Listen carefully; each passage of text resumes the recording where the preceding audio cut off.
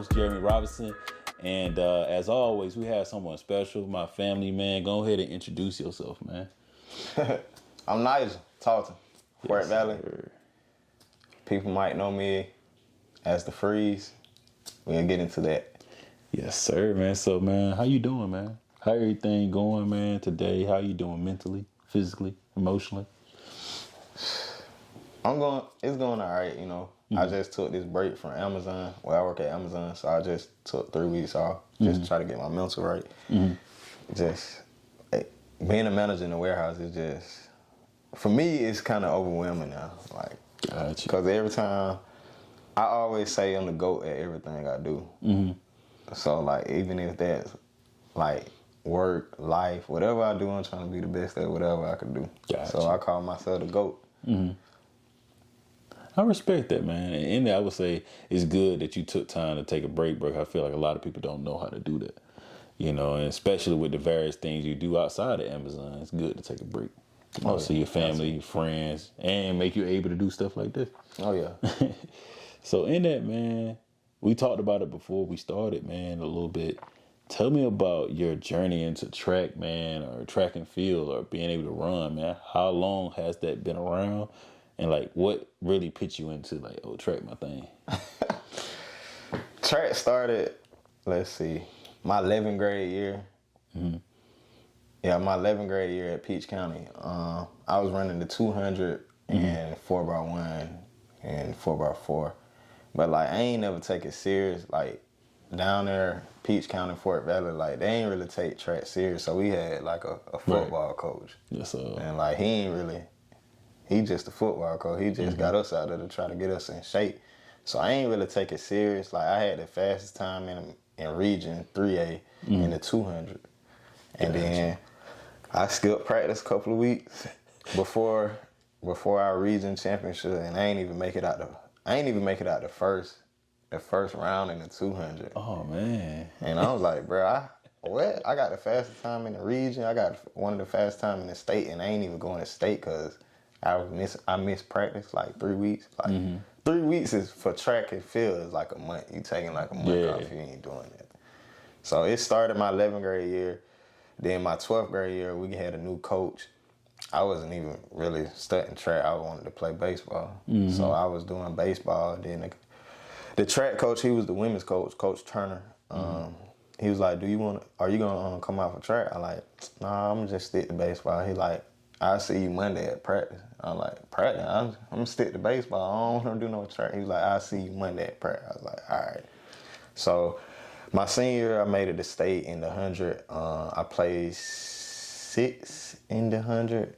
And like, that was my second year doing track and like really like learning the sport of track and field. And then went on, got a scholarship to Iowa Wesleyan in Mount Pleasant, Iowa.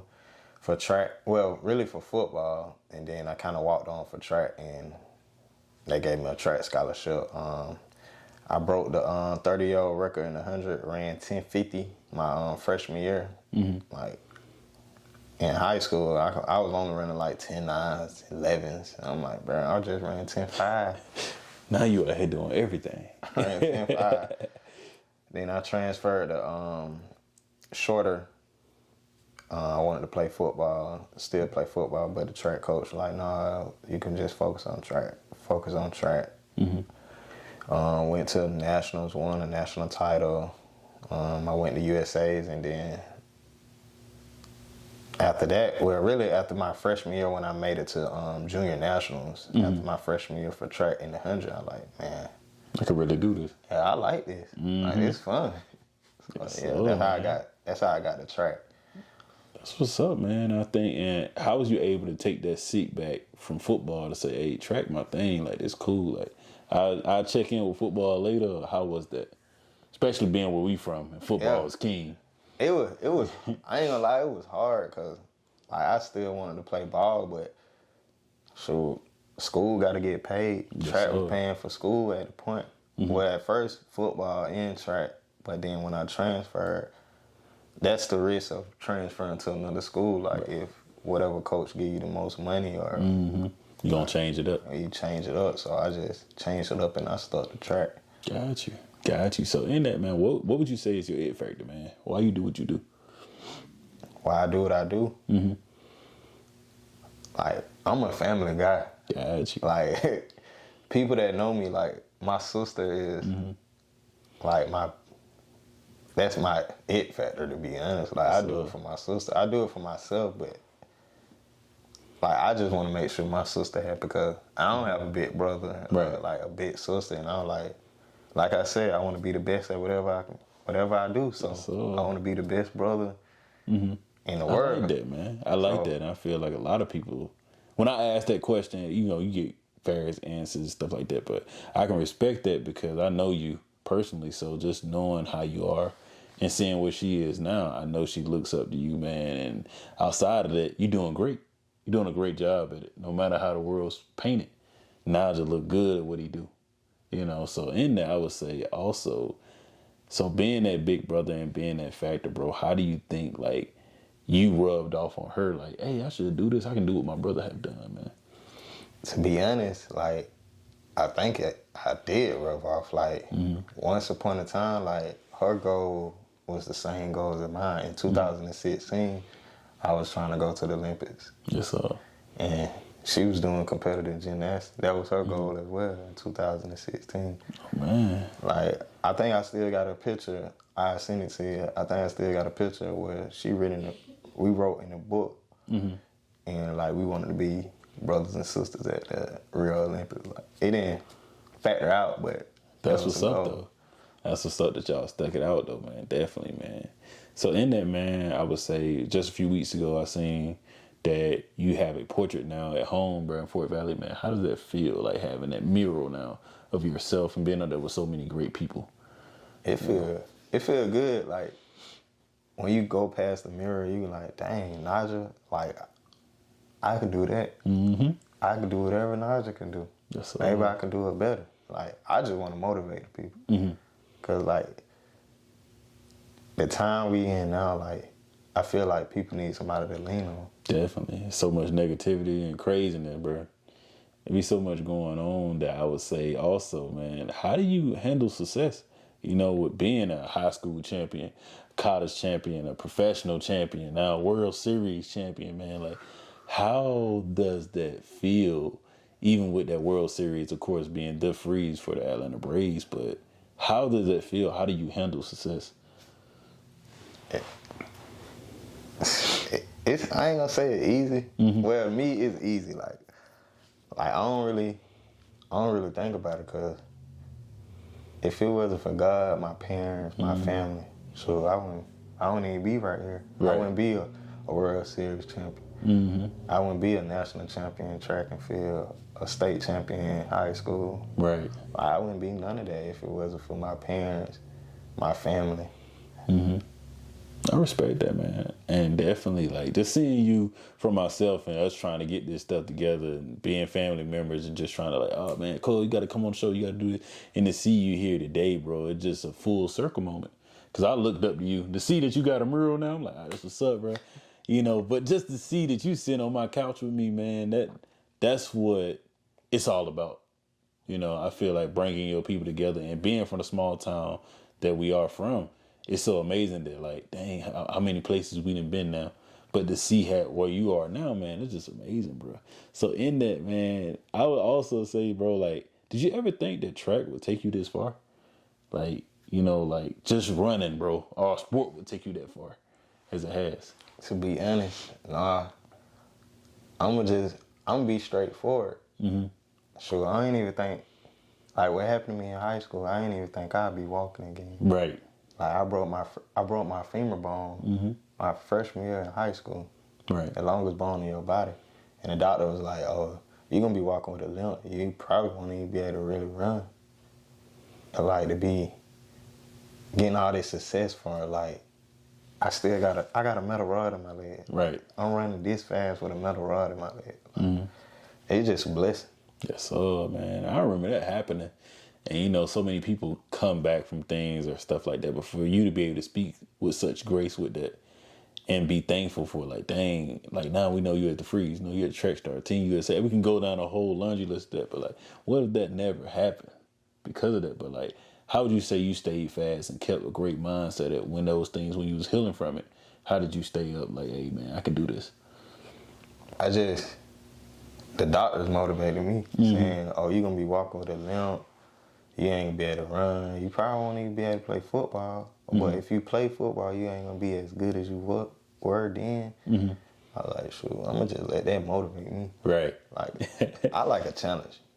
So it's like it was a challenge. Like, oh, you broke your femur bone, your leg gonna be stretched out for a couple of months, so it's gonna be painful. And like that was probably that's the only, well, not the only injury I had, but that was our first major injury. Got you. Definitely, man. Thank you for speaking on that, bro. But like nobody really knows about that. Unless you from where we from, and like nobody knows. Yeah, I was just telling my boy that before when you send the lights up, he was like, "Hey, he do something." I'm like, "Yeah." I'm like, "God is real, bro." He like, "You right, that man, real." Like nobody knows. They just think like, "Oh, he just fast." Yeah, I'm fast, but so it took a lot to get there. Yeah, it took a lot, man. That's basically. Not even like young folks say, "Oh, we getting out the mud." That's so like I got out the mud, but bruh, it like to not even been. I got out the mud, the red clay with the little rain in the middle. Right. In the middle. So man, I would say also with you being the freeze, bro, and you having your time and doing that, how was that experience for you? Man, it's amazing. Like the Braves started that in 2017. At the new Braves stadium called where was SunTrust, now it's Truist Park. But like I've been working for the Braves I was working for the Braves since 2013 on the grounds crew. And then it's this thing, I kept begging them like, "Hey, can I do the stolen base challenge?" They pick a fan out the stands and they race to second base to get a fake base and come back and get it in 20 seconds. Like they give you 20 seconds. I think I did it like in 14 seconds, 15. Most fans do it at 20 or they don't even get it. So, right. And they knew I ran track, so they was like, "We want to do a promotion at the new stadium. You'll be racing a fan." Me, running track, ain't no fan gonna beat me. Right. So I like, yeah, I'm down. Ain't no fan gonna beat me. Yeah. But like, I don't even go on my cue. I wait till like the music go. But like being a freeze, it was fun. Yeah. It's still fun, even though I'm not the freeze anymore. I'm the OG, so. But it was fun. I got a chance to go to London. Ran in London. Ran at an All-Star game. Race a couple of celebrities. Like it was fun. Like I enjoyed it, and I wasn't doing it for myself. Like I was doing it for the fans. Like they get a kick out of it. Like the fans get a kick out of it. The visitor bullpen get a kick out of it. Visitor team, the home team. Like everybody loved it. So it was fun. Like I enjoyed it. The time I was doing it from 2017 until last year. So it was good. That's what's up, man. That's what's up too. So in that, man, what is one of your ultimate life goals, bro? My ultimate life goal? Anything. It could be anything. I know we got multiple. Yeah, I do have multiple. No, I really, like, I want to continue doing what I do now. Like, I do have book bag drives. I train people on the side. I'm trying to get a podcast started. Yes, sir. My own clothing line, sportswear. So my multiple goal is I just want to continue to give back. I want to continue to be able to give back. Gotcha. Give back to the community, give back to whoever. Like, people still send me cards and stuff like, "Hey, can you sign this?" They know I'm not a freeze anymore, but they want me to sign it. I'm like, sure. I just want to give back to the community. Man, that's dope. One day on the sports team. So that's dope, bro. We could do that together. I ain't gonna hold you. We were talking about that last night. Definitely with that's what on the sports team, man. I just want to be around sports. I want to be around sports, and I just want to be around people. I like developing people, like not just at my job, but I like to develop people in life. Like, I don't know where this journey gonna take me. I'm just like gotta be patient. Man, that's what's up, bro. I respect that, man. Definitely. And I would definitely say also, bro, that's why I love doing this, man. Be so conversational. We write the question down. I get off topic, but to stay on topic with you, man, and to be the funniest thing is just knowing how like so many great people. You come from a small town. To say you've been to London, because of track. You done been to different places around the world and ran with teams to where you were so close to getting to the Olympics. Just tell me what has been the greatest moment, bro, that track has provided you. Whew. There's a lot of great moments. I'm gonna just name all of them. I'm gonna name winning nationals. That's when breaking a 30-year-old record at my college. So, Going to junior nationals for the 100. Going to USA indoor nationals for the 60. You placed 8th. Like you was in the final. That's what's up. Like you young, you in the final of the 60-meter dash final. Olympic trials, racing Ocho Cinco. Yeah, bro. Man, I think that man always talking, but man, he's a great guy though. Great guy. Yeah, man. So, how was it meeting Ocho, man, and running against him and beating him? Because he won. So. I want that rematch too. So. Oh, it was good, you know. Like he always say, Ocho versus science. He truly believed that. Like this man would literally eat McDonald's before we race. Like he was eating fries. He offered me some fries. Straight killer. So it was cool though. Like he a good guy. I really like Ocho. Man. That's what's up, bro. I like that, man. Definitely, bro. So before we do close, though, I also ask this, man. What's something that you would like to see change? It need to be in track and field, the Olympic Games, or anything like that. What would you like to see change? So I'm gonna start off with I really want to see change, and then I can get back on track and field. Like, why we don't support women's sports? Definitely. Like, I don't understand they it, bro. humans too. Yeah, Like, man, and they so gorgeous, bro, playing that game, like especially WNBA, bro. Like, I don't understand how they don't make the same money as, bro. They play good games. They dunking, bro. They shooting threes. Like, they doing stuff that I knew in high school that I've seen girls do, but like to see them do it on the national stage, I don't understand why it's not televised like it should be, and they not paid the way they should be. I'm definitely with you on that. that's one main thing I want to see change. And Yeah. I want to do something in sport. Like, I want to figure out, like, how can we change this sport? How can we get them paid? Like, how can I go to the Atlanta Hawks? I mean, the Atlanta Dream game all the time, and it's like really not really that many people there. Definitely. Like, we need to fill the stand. Like, we need to support women's sports. We need to support women in general. Like, not just sports, but like in life. Like, if it weren't for the women, We wouldn't be here. We wouldn't be here. You Like, right about that, we bro. need to support women. And Definitely. with track and field, like these athletes, they need to get paid, man. Like, the reason why I'm not really running, competing, is like, shoot, it's hard, like working a full-time job. And then going to train. You got to pay your coach. You got to pay your chiropractor. You got to pay for a massage. You got to pay for gear. Yeah. Shoot, some people that even got contracts, shoot, it's hard for them because they contract ain't really nothing. It's probably like a clothing deal And they like going out and really working during the off season and going back. It's not like NFL or NBA. Like off season, they get to go. You going to travel. You going to do this. You may work on something, but y'all literally have to go work a job and then train on top of that. Then other stuff may come up. Don't let you have children or a family. That comes more. So like, I definitely thankful that I brought that question up because I feel like it's not asked enough. And a lot of people, oh man, you ran with a limit team. Oh man, you a millionaire. You did, and that's not even how it is. I know some people that like top tier in the world right now for Team USA, and like they getting paid, but they not getting paid. Like, why they not getting paid like the NFL, the WNBA? Same. So they putting their body on the line. Right, same caliber athlete to run under 9 seconds. To run like 9.5, 9.6. Man, that's the only crazy. person that really getting paid is Usain Bolt. But I'm saying it's not gonna never be another Usain Bolt. Right. But you got the Christian Colemans out there. You got the Trayvon Vermeer, Marvin Bracy, Fred Curley. Like them boys They the truth. real. Yeah. Like they need to get paid. Definitely.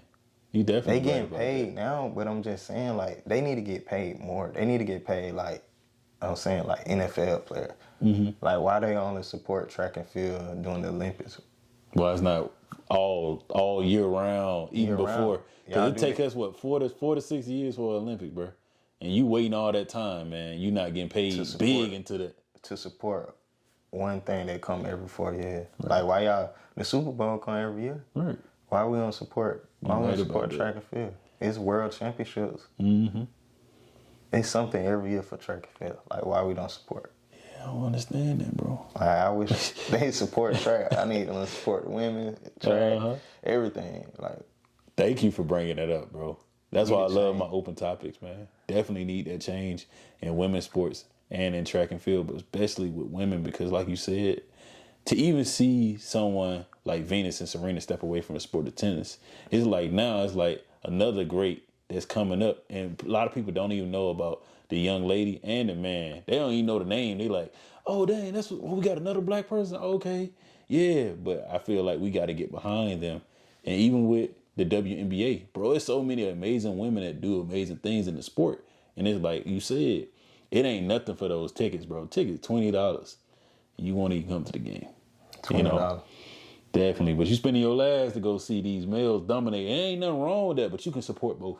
Bro, you can at least spend, you can spend at least $80. Yeah. You spend $100 to go to a Hawks game. You Right. paying $20 to $60 to park. Tickets ain't cheap.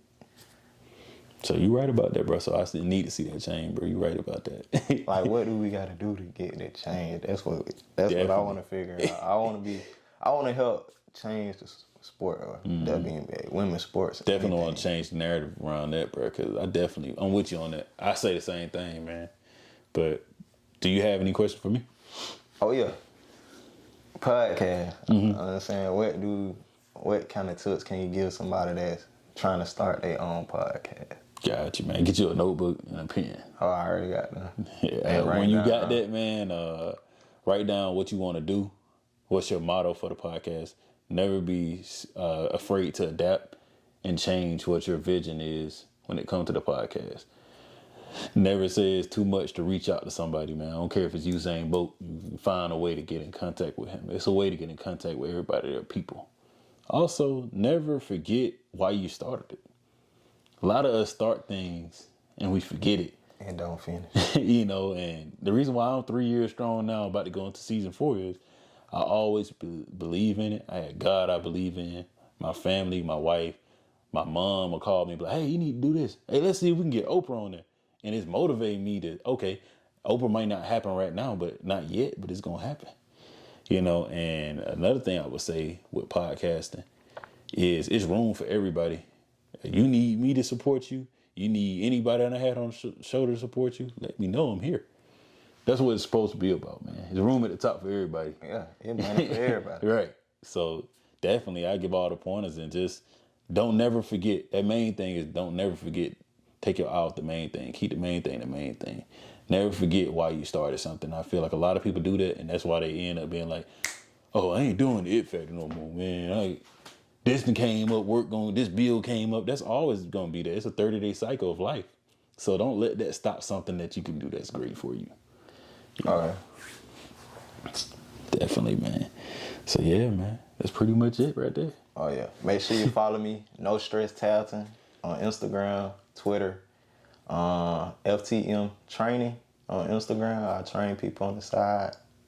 Yes, So just make sure, hit that follow, hit that subscribe. Yes, I'm sir. telling you, shout out. The It Factor Podcast. Go ahead, get at me, man, like always, man. And we'll be back with season 4 next week. Take it easy.